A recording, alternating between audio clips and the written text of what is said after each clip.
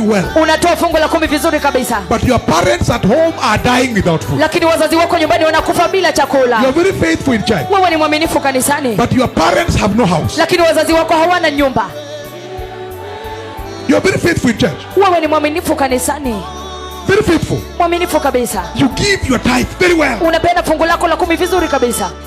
And yet, ilhali your mother is dying without food at home. Mama yako anakufa nyumbani bila chakula. They are crying. Wanalia.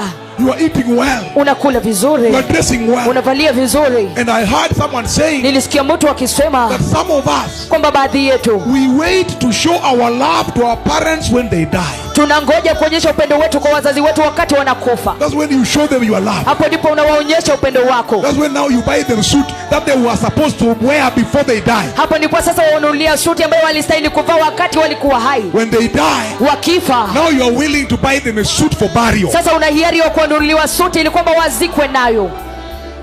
When they were alive, they were walking without shoes. Wakati walikuwa hai walitembea